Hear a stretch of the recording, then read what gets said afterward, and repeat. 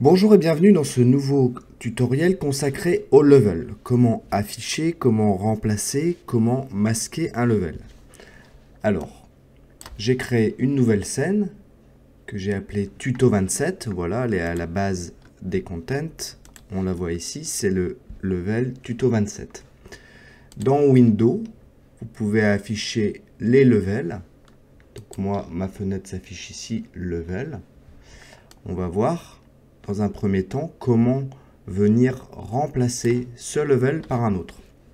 Alors pour ce tutoriel, ce que j'ai fait, c'est que je suis allé sur le marketplace d'Epic Games, j'ai tapé Vigilant et j'ai chargé plusieurs éléments.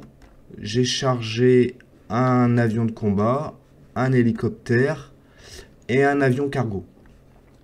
Je vous invite à regarder le tuto de Victor pour savoir comment rapatrier ces éléments dans une scène. Donc, mes éléments, je les retrouve ici. Donc, je les ai renommés. Il y en a un que j'ai appelé hélicoptère. Un autre qui est mon F-15.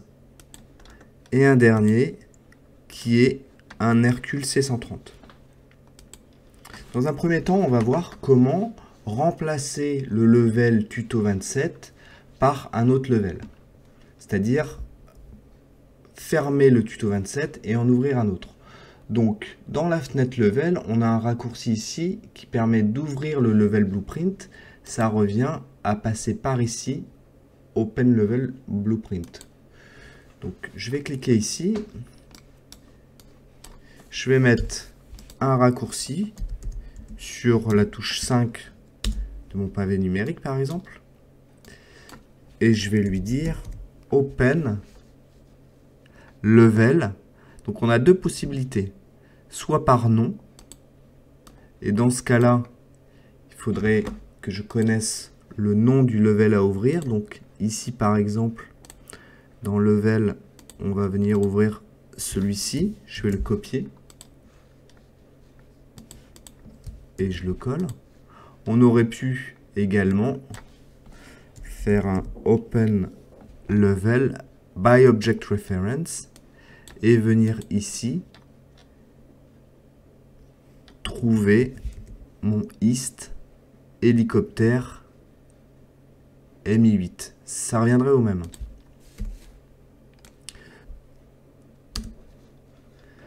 Donc on voit quand je fais play, je vais reculer un petit peu, que quand j'appuie sur la touche 5 du pavé numérique, je charge mon nouveau level et que mon tuto 27 se ferme.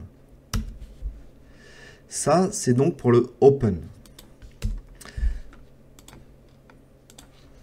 On voit ici, dans la fenêtre Level, que l'on peut créer des nouveaux levels ou ajouter des levels existants.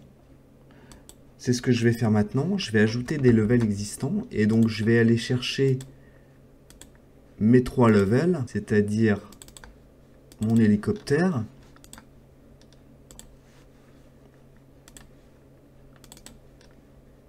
mon F-15 et mon C-130.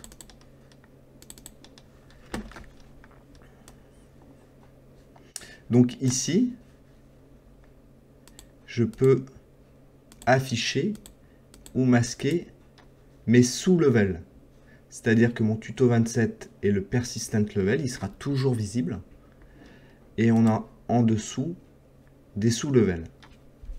Le petit point bleu correspond à un level qui va être appelé par un blueprint. C'est-à-dire que si je fais un play, on voit qu'il n'y a pas d'avion ni d'hélicoptère ici. Il faut que via le blueprint, je vienne les afficher. On pourrait par exemple ajouter un nouveau level, ici que j'avais renommé sol. Je vais effacer mon sol du tuto 27. Et là, le sol, on peut partir du principe qu'il sera toujours visible. Donc du coup, je fais un clic droit et je change la méthode de streaming pour lui dire qu'il sera toujours loadé. Si je fais un play, mon sol est bien présent. Alors comment venir afficher un level? Alors je vous conseille d'utiliser le level blueprint du persistent level. Donc, je vais retourner dedans. Ici, plutôt que de faire open, je vais aller chercher un load stream level. On retrouve bien le by name ou by object reference. Je vais utiliser le object reference. Et je pourrais lui dire par exemple que je veux afficher mon C130 et que je veux le rendre visible une fois qu'il est loadé. Le petit chronomètre indique que cela peut prendre un certain temps, le temps de loader l'élément. Le should block onload permet de bloquer toutes les fonctionnalités d'Unreal. C'est utile, à mon avis, uniquement si vous avez des pages de chargement. Voilà. Donc ici, si je fais un 5 sur mon pavé numérique, on voit que mon C130 s'affiche. Alors on pourrait ne pas le rendre visible après le load. On pourrait utiliser une autre touche. Je vais utiliser la touche 4 par exemple, pour le rendre visible. On ferait ici, alors je vais retaper level, et on est dans level streaming, qui est un peu plus bas, level streaming ici. On va faire un set should be visible. On va lui dire que l'élément sera visible. Et ici, le target, on va faire un get streaming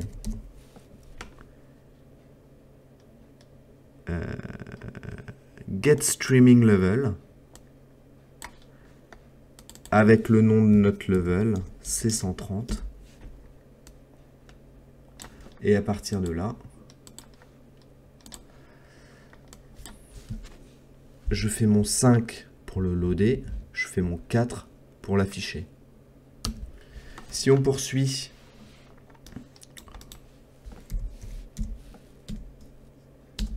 on pourrait venir ici, l'unload,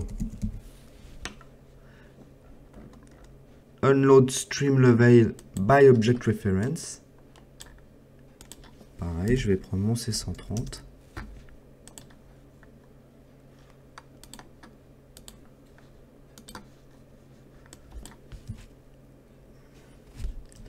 Le 5 pour loader, le 4 pour afficher, le 6 pour l'unload.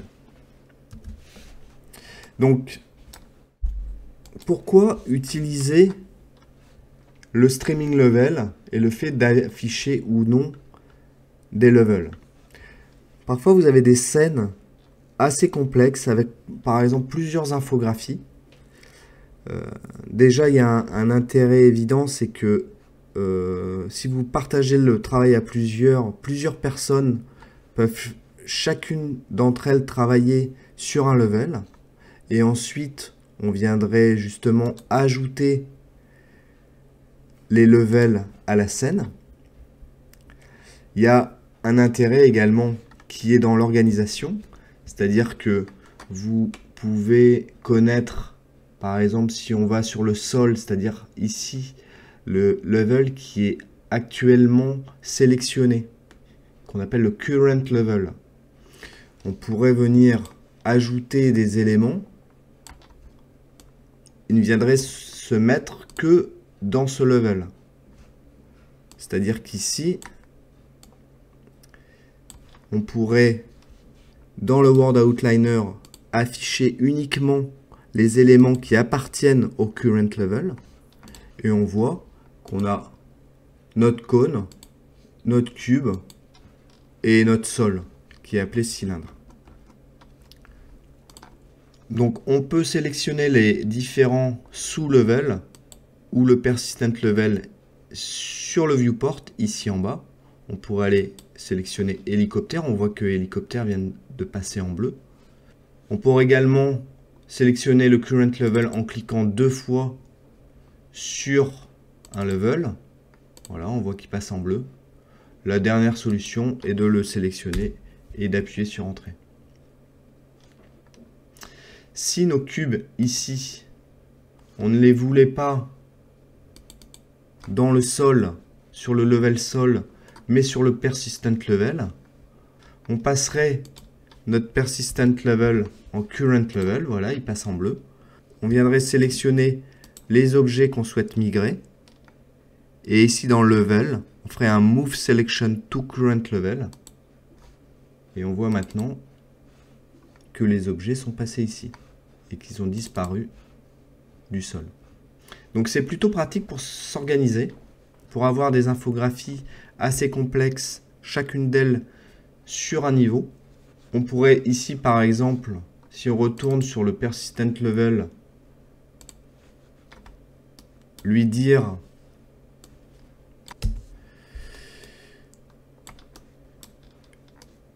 on pourrait par exemple ici sur la touche 5 loader le C130, sur la touche 6 loader notre F15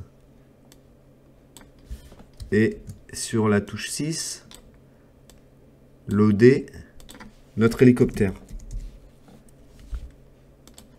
Alors ici le problème c'est que justement ils vont se superposer. 5. Alors oui, ne pas oublier ici de venir cocher la case si vous souhaitez qu'il s'affiche.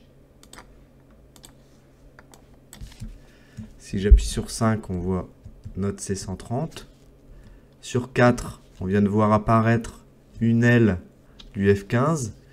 Et sur 6, ici, on vient de voir apparaître une des pales de l'hélicoptère. Donc il faudrait ajouter à ça un unload qui est by object reference. Donc on ferait un unload du F15 et on ferait également un unload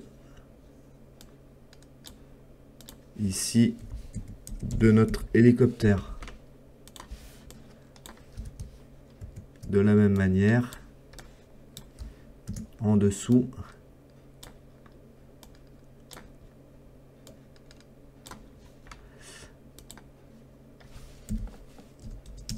on unloaderait le C130 et ici on unloaderait le C130.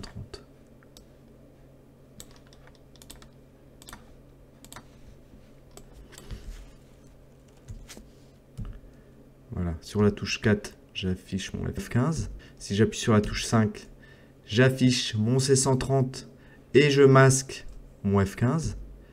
Et si j'appuie sur la touche 6, j'affiche mon hélicoptère et je masque mon C130.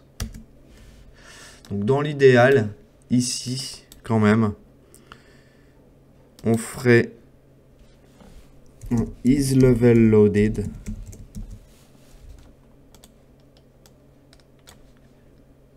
avec un branch. Savoir si le level est loadé. Get streaming level de notre F15. Ici, on viendrait séparer. Pareil ici. On viendrait mettre un branch. On pourrait mettre ici une séquence. Si il est loadé, eh ben, on l'unload. Et on viendrait mettre la même chose en dessous pour notre hélicoptère. Attention de respecter la case. Hélicoptère. Et s'il est loadé, voilà, ce serait un peu plus propre pour éviter d'avoir des erreurs. Mais ça revient au même.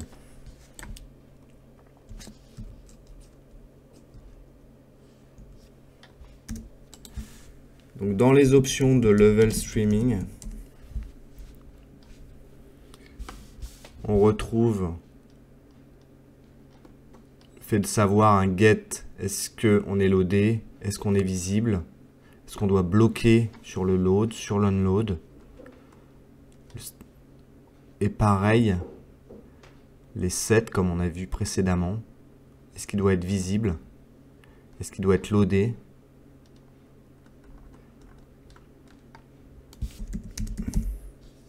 Et on retrouve en tapant level, il y en a des options. C'est dans Game Component, on retrouve notre load streaming, notre est-ce qu'il est loadé, est-ce qu'il est visible. On peut récupérer la liste des levels qui sont loadés ou qui sont visibles. On a notre load, on a notre open qu'on avait vu au début, notre unload. Voilà, le reset level, c'est autre chose. Ça permet par exemple de remettre des variables à leur état initial. Donc voilà, c'est pas vraiment très compliqué. Alors, il y a une autre méthode qui est utilisée dans les jeux vidéo qui permet d'afficher des levels à partir du moment où vous traversez des volumes. Donc on va utiliser pour ça le level streaming volume. Je vais venir en placer 3. 1, 2, 3. Donc les streaming volume, je vous conseille fortement de les mettre dans les persistent level. Je me demande même si on peut les utiliser autre part.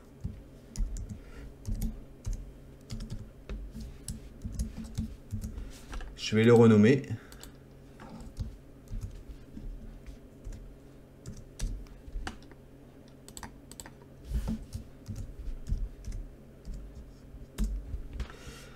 Et donc, comment ça fonctionne? Je vais venir, comme ils vont être invisibles lorsque je vais lancer le jeu, je vais venir placer un petit texte 3D pour savoir à quel endroit je suis dans le volume. Je vais mettre un 2, un 3.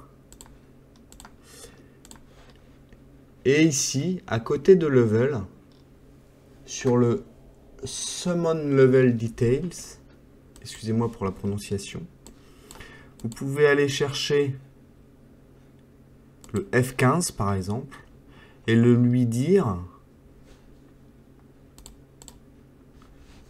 voilà, on va même pouvoir, si on le souhaite, le déplacer.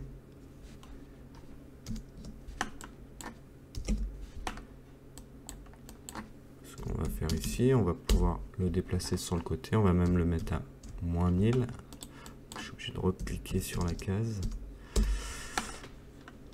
Et on va lui dire que lorsqu'on sera sur le streaming volume 1, le F15 s'affichera. Quand on sera ici sur le streaming volume 2, ce sera notre C130 qui s'affichera. Alors ici, on ne peut pas jouer sur le scale. Ce que je vais faire, c'est que je vais le reculer. Voilà. Et notre hélicoptère, quand on sera sur le streaming volume 3.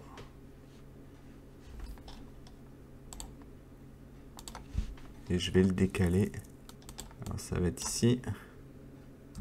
On va le mettre à 1000. Voilà, on pourrait lui mettre de la rotation si on souhaitait. Et donc, on n'a plus besoin de tout ce qui était dans le level blueprint.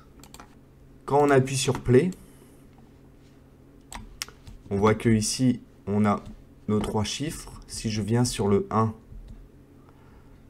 on a notre avion de chasse qui s'affiche. Si je viens sur le 2, on a notre C-130. Si je viens sur le 3, on a notre hélicoptère. Donc ça, c'est quelque chose qui est assez pratique, qui permettrait bien sûr d'afficher ou non des levels. Si la caméra avance dans l'espace, elle peut révéler des éléments. J'ajoute que si on va dans Streaming Level Volume, ici, Level Streaming Volume, pardon, on a la possibilité de rendre disable ces volumes. Ça peut être pratique. Alors la dernière possibilité pour afficher ou non des levels, c'est de passer par un level sequence que je vais venir enregistrer dans mon dossier séquence. Je vais l'appeler séquence level streaming. Donc on voit que la séquence est venue s'ajouter sur mon level persistent level. Ici on trouve une track qui s'appelle level visibility track. On pourrait venir mettre par exemple notre C130 à l'intérieur. Alors on pourrait dupliquer cette track et lui dire, en changeant les propriétés, qu'on est maintenant ici masqué. On pourrait avoir notre F15 et on voit que quand je lance mon F15 ici dans la track,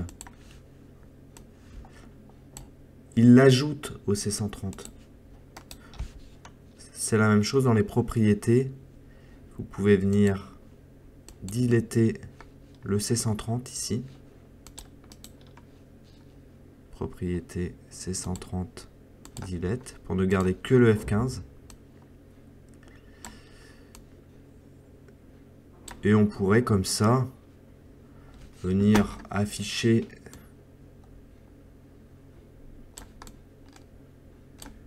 nos objets. Donc on irait dans notre level blueprint, on ajouterait une variable, je vais l'appeler séquence. Cette séquence, donc je dois compiler pour aller la sélectionner. Je vais la placer sur le level blueprint. Je vais ajouter un raccourci clavier, num5. Et ici, cette séquence, je vais tout simplement venir faire un play qui est play sequence player, tout simplement.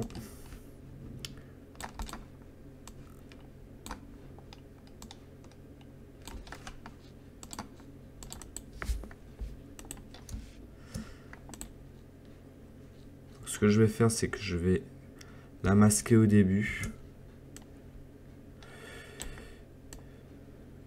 Voilà. Je ne peux pas en prendre deux en même temps.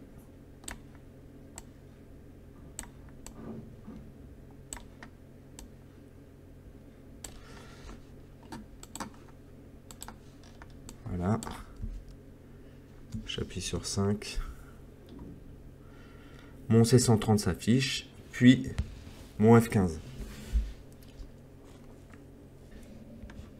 Alors pour être tout à fait complet sur les possibilités qu'offre la fenêtre Level, il est possible de jouer avec ce qu'on appelle également les Lightning scénarios. Ici par exemple, j'ai passé mon avion C130 dans le Persistent Level. Je l'ai passé en statique. Et à l'intérieur de mes deux sous-levels, donc j'ai un level jour avec une directional light toute simple et une intensité qui est à 12. Et j'ai un sous-level nuit avec de la même manière une directional light et une intensité qui est à 1,2. Les deux sous-levels ici, je les ai passés en Lightning scénario. On peut également donc faire un clic droit et les passer ici en Lightning Scenario. J'ai fait un build. Donc là, je vais faire le build sur l'ensemble des levels. Dans le level blueprint, alors le build se finit, voilà, il fait la nuit. Dans le level blueprint, j'ai passé sur l'event begin play le level jour. Donc sur la touche 4, je load le jour et je load la nuit. Sur la touche 5, je load la nuit et je load le jour. Si je passe en play, donc je suis bien en jour. Si j'appuie sur la touche 5, je passe en nuit. Voilà, ça permet, tout en étant en statique, d'élaborer plusieurs scénarios de lumière afin d'optimiser la scène. Pour finir, on peut cliquer sur ces petites icônes pour enregistrer les levels. Voilà, c'était donc un nouveau tutoriel sur le fait d'afficher, masquer ou remplacer un level. Merci de m'avoir suivi et je vous dis à bientôt.